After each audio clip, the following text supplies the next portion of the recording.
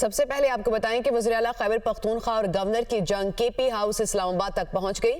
Governor Faisal کریم کنڈی کے کے P house آنے پر پابندی عائد کر دی گئی ہے۔ ذرائع کے حوالے سے یہ کہنا ہے کہ وزیر اعلیٰ علی امین گنڈاپور نے کے پی ہاؤس کے گورنر کی انیکسی کا سامان باہر نکلوا دیا ہے۔ وزیر اعلیٰ خیبر پختونخوا علی امین گنڈاپور 3 روز سے کے پی ہاؤس اسلام آباد میں قیام پذیر ہیں۔ صوبائی کابینہ کی منظوری کے بعد گورنر کے پی کی انیکسی خالی کرائی گئی ہے۔ ذرائع کا ایسا بتانا ہے۔ یاسر ملک ہمارے ساتھ موجود ہیں۔ یاسر، یہ کیا ماجرا ہے؟ اعلیٰ اور گورنر خیبر پختونخوا کی جو جنگ ہے وہ اب کے پی کے اسلام آباد کا جو ہاؤس ہے وہاں تک پہنچ گئی ہے۔ گورنر فیصل کریم کنڈی نے کے پی کے ہاؤس جو ہے وہ ان کی پابندی عائد کر دی ہے وزیر اعلیٰ نے، اور وزیر اعلیٰ علی امین گنڈاپور نے گورنر فیصل کریم کنڈی سے کے پی کے ہاؤس کی انیکسی جو ہے وہ بھی خالی کرا دی ہے۔ کے پی کے ہاؤس میں اسلام آباد سے وزیر اعلیٰ نے گورنر کی انیکسی کا جو تمام سامان ہے وہ باہر پھینکوا دیا ہے، اور وزیر اعلیٰ خیبر پختونخوا علی امین گنڈاپور نے اب تمام تر جو سامان ہے وہ باہر رکھوایا ہے، اور یہ کہا ہے کہ اب یہ انیکسی جو ہے یہ چونکہ وزیر اعلیٰ خود یہاں پر موجود ہیں اور تمام تر اپنے معاملات اسلام آباد سے چلا رہے ہیں تو وہ اب اس کو استعمال میں لائیں گے۔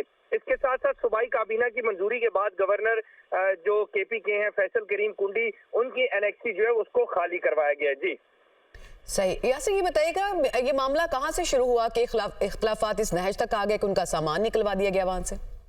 دیکھیں، جو فیصل کریم کنڈی ہیں گورنر کے پی کے، ان کی درمیان اور علی امین گنڈاپور کے درمیان ایک سخت جنگ جو ہے وہ خیبر پختونخوا سے شروع ہوئی، جب دونوں نے ایک دوسرے کے اوپر لفظی گولہ باری جو ہے وہ شروع کی۔ اس کے بعد وزیر اعلیٰ خیبر پختونخوا جو ہیں ان کی جانب سے اسلام آباد میں جو کے پی کے ہاؤس ہے اس کے اندر جو گورنر کی انیکسی تھی اس کو خالی کروا دیا، اور یہ کہہ کے خالی کیا گیا کہ چونکہ وزیر اعلیٰ خیبر پختونخوا علی امین گنڈاپور جو ہیں وہ اسلام آباد میں ہیں اور تمام تر جو معاملات ہیں وہ یہاں پر دیکھ رہے ہیں، تو اس حوالے سے ان کی انیکسی جو ہے اس کو یوز میں لا رہے ہیں اور اس کو خالی کروا دیا۔ تو وفاقی کا یاسر ملک، آپ ہمیں تفصیلات بتا رہے تھے، آپ کا بہت شکریہ۔ اپنے ناظرین کو بتائیں کہ اس حوالے سے گورنر فیصل کریم کنڈی کا کیا کہنا ہے، آپ کو دکھاتے ہیں۔ گورنر صاحب، آپ کی طرف سے ایک اچھا اقدام کیا گیا ہے، خوش آئند ہے۔ وزیر اعلیٰ صاحب کو دعوت دے دی گئی ہے کھانے پہ، لیکن وزیر اعلیٰ صاحب آپ کے گورنر ہاؤس پہ، کے پی ہاؤس پہ پابندی لگا رہے ہیں آپ کے داخلے پہ، بلکہ یہ کہا جا رہا ہے کہ گورنر ہاؤس کو ہم تاریخ ورثہ قرار دے دیں کہ آپ کو 2 کمرے کی انیکسی میں آپ کو محدود کر دیں۔ میں پولیٹیکل پھر اس میں نہیں جانا چاہوں گا تلخی میں۔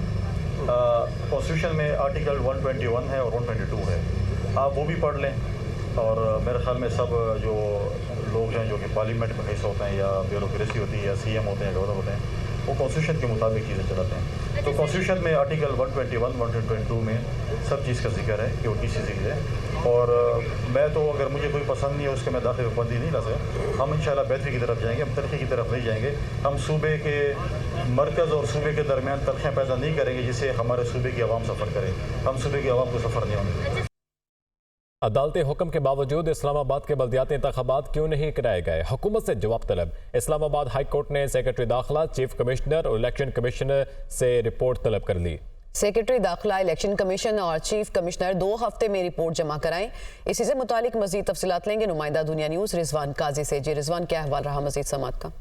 اسلام آباد ہائی کورٹ کے جسٹس ارباب محمد طاہر کی عدالت نے 4 صفحات پر مشتمل یہ تحریری حکم نامہ جاری کیا ہے، جس میں عدالت کا کہنا ہے کہ وفاقی حکومت نے جانے کیوں اسلام آباد کے بلدیاتی الیکشن کرانے سے گریزاں ہے۔ اسلام آباد ہائی کورٹ کے سنگل بینچ نے 31 دسمبر کو بلدیاتی انتخابات کرانے کا حکم دیا۔ اسلام آباد ہائی کورٹ کے ڈویژن بینچ نے بھی 120 دن میں بلدیاتی انتخابات کرانے کا حکم دیا تھا۔ ڈویژن بینچ کے 2 مارچ 2023 کے حکم پر بھی تاحال عمل درآمد نہ ہو سکا۔ اسلام آباد کے مذبح خانوں سے متعلق کیس میں ایڈمنسٹریٹو اسلام آباد کی تعیناتی سے متعلق اختیارات پر بھی عدالت نے سوال اٹھایا اور کہا کہ قانون کے مطابق ایڈمنسٹریٹو میونسپل کارپوریشن کا تقرر 6 ماہ کے لیے کیا جا سکتا ہے۔ ایڈمنسٹریٹر میونسپل کارپوریشن آئندہ سماعت تحریری رپورٹ عدالت میں جمع کروائیں۔ ایڈمنسٹریٹر بتائیں کہ کیا ان کی پارلیمنٹ میں لوکل۔ رضوان قاضی، آپ ہمیں معلومات دے رہے تھے، آپ کا شکریہ۔ اڈیالہ جیل کو سیکیورٹی خدشات احتساب عدالت اسلام آباد نے جیل انتظامیہ کی درخواست منظور کر لی ہے۔ 190 ملین پاؤنڈ ریفرنس کی سماعت بغیر کارروائی 17 مئی تک ملتوی کر دی گئی ہے۔ جیل حکام نے سیکیورٹی خدشات کے پیش نظر سماعت ملتوی کرنے کی درخواست کی تھی۔ ہمارے ساتھ اویس عباسی موجود ہیں، تفصیلات سے آگاہ کریں گے۔ جی اویس۔ جی دیکھیے، آج جو ہے اڈیالہ جیل حکام نے 190 ملین پاؤنڈ ریفرنس کی سماعت ملتوی کرنے کی استدعا کی تھی۔ ابتدا عدالت اسلام آباد کے جج ناصر جاوید رانا نے آج اڈیالہ جیل میں سماعت کرنی تھی۔ جیل حکام کی طرف سے موقف اپنایا گیا تھا کہ اڈیالہ جیل صوبہ کی حساس ترین جیل ہے، جہاں اہم سیاسی شخصیات قید ہیں۔ پانی پی ٹی بشرا بی پی کے خلاف آج اڈیالہ جیل میں سماعت مقرر کر رکھی ہے، جس حوالے سے جو سیکورٹی خدشات کے باعث رات کی سماعت جو ہے وہ ملتوی کر دی۔ تاہم جو ہے احتساب عدالت نے جیل انتظامیہ کی درخواست منظور کر لی ہے۔ 190 ملین پاؤنڈ ریفرنس کی سماعت بغیر کارروائی کی 17 مئی تک ملتوی کر دی گئی ہے۔ جی ٹھیک ہے، اویس صبا سے بہت شکریہ آپ کا۔ لاہور ہائی کورٹ نے اسحاق ڈار کے بطور نائب وزیر اعظم تقرری کے خلاف درخواست پر فیصلہ محفوظ کر دیا۔ یہ کوئی تعیناتی نہیں ہے، صرف ایک نامزدگی ہے، وکیل وفاقی حکومت کے دلائل۔ اور ملک میں کوئی ایک ادارہ بھی ٹھیک نہیں ہے، ہم کوشش کر رہے ہیں کہ چیزوں کو ٹھیک کریں۔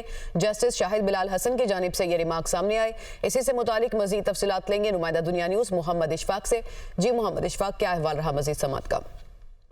جی بالکل، لاہور ہائی کورٹ کے جسٹس شاہد بلال حسن نے اسحاق ڈار کی بطور نائب وزیر اعظم تعیناتی کے خلاف درخواست پر سماعت کی۔ درخواست گزار کے وکیل نے یہ موقف اختیار کیا کہ وزیر اعظم کے پاس کسی بھی شخص کو نائب وزیر اعظم کا تقرر کرنے کا کوئی اختیار نہیں اور ایسی تقرری کا آئین میں بھی کہیں ذکر نہیں ہے، اور اسی لیے اس تقرری کو کالعدم قرار دیا جائے۔ وفاقی حکومت کے وکیل نے اسحاق ڈار کی بطور نائب وزیر اعظم تعیناتی کا دفاع کیا اور یہ کہا کہ یہ کوئی تقرری نہیں ہے، یہ صرف نامزدگی ہے اور رولز آف بزنس کے تحت وزیر اعظم کو کسی بھی شخص کو نامزد کرنے کا اختیار موجود ہے۔ جسٹس شاہد بلال حسن نے ریمارکس دیے کہ کیا اسحاق ڈار بطور نائب وزیر اعظم تنخواہ وصول کر رہے ہیں، تو وفاقی حکومت کے وکیل نے کہا کہ ایسا بالکل نہیں ہے، اسحاق ڈار بطور وزیر خارجہ کی تنخواہ وصول کر رہے ہیں۔ جسٹس شاہد بلال حسن نے کہا کہ یہاں آبے کا آوا بگڑا ہوا ہے، ہم نے ان تمام خرابیوں کو ٹھیک کرنا ہے۔ ملک کا ایک ادارہ بھی ٹھیک نہیں ہے اور اس کے لیے ہم سب کو مل کر کام کرنا پڑے گا۔ جسٹس شاہد بلال حسن نے تمام دلائل سننے کے بعد دائر درخواست پر فیصلہ محفوظ کر دیا۔ محمد اشفاق، آپ ہمیں ڈیٹیلز بتا رہے تھے، آپ کا شکریہ۔ ملک بھر کے سرکاری یونیورسٹیز میں مستقل وائس چانسلر کی تعیناتیوں کا کیس۔ پاکستان میں کل 154 سرکاری یونیورسٹیاں ہیں۔ رپورٹ میں یہ بتایا گیا کہ 66 یونیورسٹیز میں وائس چانسلر کے لیے اضافی چارج دیا گیا ہے یا پھر عہدے خالی ہیں۔ رپورٹ کے مطابق محکمہ تعلیم میں بیٹھے افسران کیا مکھیاں مار رہے ہیں؟ چیف جسٹس پاکستان کی جانب سے کہا گیا یونیورسٹیاں پاکستان کا مستقبل ہیں۔ چیف جسٹس پاکستان قاضی فائز عیسیٰ، منظم طریقے سے پاکستان کے مستقبل کو تباہ کیا جا رہا ہے، ملک میں سب کچھ آہستہ آہستہ زمین بوس ہو رہا ہے۔ گالم گلوچ کے اعداد و شمار جاری ہو تو پاکستان پہلی پوزیشن پر آئے گا۔ جس طرح پی آئی اے میں تباہی ہوئی اسی طرح یونیورسٹیوں میں تباہی ہو رہی ہے۔ چیف جسٹس نے مزید کہا کچھ لوگ اسکولوں کو تباہ کر کے کہہ رہے ہیں ہم اسلام کی خدمت کر رہے ہیں۔ اسکولوں کو تباہ کرنے والے ایسے لوگوں سے حکومتیں پھر مذاکرات بھی کرتی ہیں۔ چیف جسٹس قاضی فائز عیسیٰ کی سربراہی میں 3 رکنی بینچ نے سماعت کی۔ ملک بھر کی سرکاری یونیورسٹیوں میں مستقل وائس چانسلر کی تعیناتیوں کا کیس۔ پاکستان میں کل 154 سرکاری یونیورسٹیاں ہیں۔ رپورٹ کے مطابق 66 یونیورسٹیوں میں وائس چانسلرز کے لیے اضافی چارج دیا گیا ہے یا عہدے خالی ہیں۔ اور آپ کو بتائیں کہ اس سلسلے میں سماعت کے دوران چیف جسٹس پاکستان کی جانب سے یہ کہا گیا کہ محکمہ تعلیم میں بیٹھے افسران کیا مکھیاں مار رہے ہیں، یونیورسٹیاں پاکستان کا مستقبل ہیں، منظم طریقے سے پاکستان کے مستقبل کو تباہ کیا جا رہا ہے، یہ بھی کہا گیا چیف جسٹس آف پاکستان کی جانب سے۔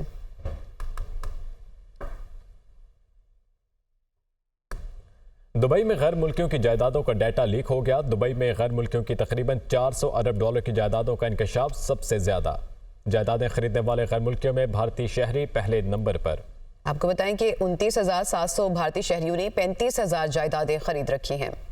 دبئی میں غیر ملکیوں کی جائیدادوں کا ڈیٹا لیک ہو گیا۔ پراپرٹی لیکس میں دنیا کی کئی سیاسی شخصیات، حکومتی اہلکاروں، ریٹائرڈ سرکاری افسروں کے نام شامل ہیں۔ ڈیٹا واشنگٹن میں قائم این جی او نے حاصل کیا۔ Data organised crime and corruption reporting project نامی تنظیم سے بھی شیئر کیا گیا۔ سب سے زیادہ جائیدادیں خریدنے والے غیر ملکیوں میں بھارتی شہری پہلے نمبر پر۔ 29,700 بھارتی شہریوں نے 35,000 جائیدادیں خرید رکھی ہیں۔ بھارتی شہریوں کی جائیدادوں کی مالیت تقریباً 17 ارب ڈالر ہے۔ دبئی میں جائیدادیں خریدنے والے غیر ملکیوں میں پاکستانیوں کا दूसरा नंबर, जिनमें 17,000 ने दुबई में 23,000 जायदादें खरीद रखी हैं। पाकिस्तानियों की प्रॉपर्टीज की कीमत 11 अरब डॉलर है। 19,500 बरतानवी शहरियों की दुबई में 22,000 जायदादें हैं। 8500 सऊदी शहरियों ने 16,000 जायदादें। इन लॉक्ड नामी प्रोजेक्ट ज्यादातर 2020 और 2022 के दरमियान के ऐसे एदाद शुमार पर मबनी है। प्रॉपर्टी लीक्स में शामिल पाकिस्तानियों में सदर आसिफ अली जरदारी के 3 बच्चे, हुसैन नवाज शरीफ, वज़ीर दाखिला मोहसिन नकवी की अहलिया शर्जिल मेमन और उनके अहले खाना, सेनेटर फैसल वावडा, फराह लोगी, शेर अफजल मरवत, सिंध और बलोचिस्तान असेंबली के 4 MNAs और 6 MPA शामिल हैं। फहरिस्त में मरहूम जनरल परवेज मुशर्रफ, साबिक वज़ीर आज़म शौकत अजीज और 1 दर्जन से ज़ायद रिटायर्ड जर्नैलों, 1 पुलिस चीफ, 1 सफीर और 1 साइंसदान, बैंकर्स और ब्यूरोक्रेट्स भी शामिल हैं। तर्जुमान पीपल्स पार्टी ने कहा कि बिलावल भुट्टो और आसिफा भुट्टो के मुल्की और गैर मुल्की असासाजात इलेक्शन कमीशन और FBI में डिक्लेयर्ड हैं। बिलावल भुट्टो और आसिफा भुट्टो ने जलावतनी में परवरिश पाई। बेनज़ीर भुट्टो की शहादत के बाद दुबई के अमलाक औलाद को विरासत में मिली।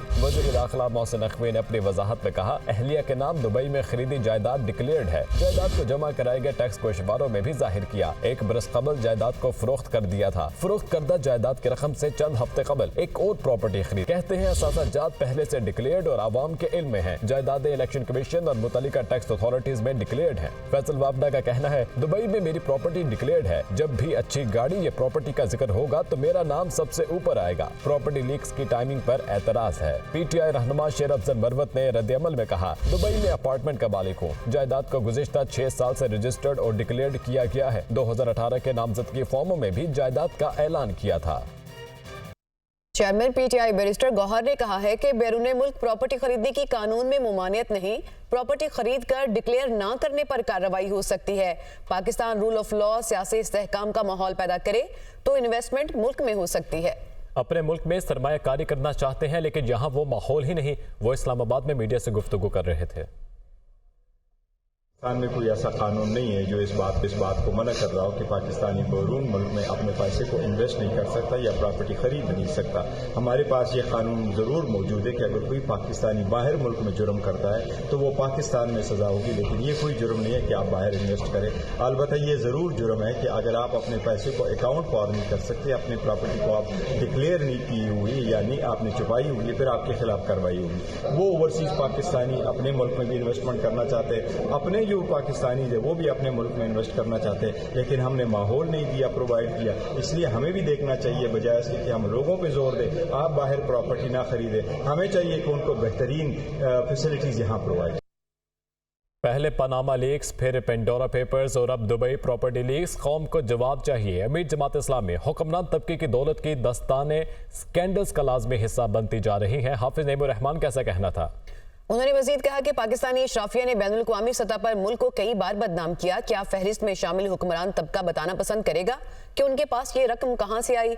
उन्होंने ये भी कहा कि हुक्मरानी यहां, सरमायाकारी वहां, ये नहीं चलेगा। आपको बताएं कि हाफिज नईमुर रहमान की जानिब से रद्द-ए-अमल देते हुए ये भी कहा गया कि ये रकम किन ज़राए से पाकिस्तान में दुबई मुंतकिल हुई है। क्या ये तमाम जायदादें FBR, इलेक्शन कमीशन और स्टेट बैंक में डिक्लेयर की गई हैं? ये सवाल उठाया गया अमीर जमात इस्लामी हाफिज नईमुर रहमान की जानिब से दुबई प्रॉपर्टी लीक्स पर।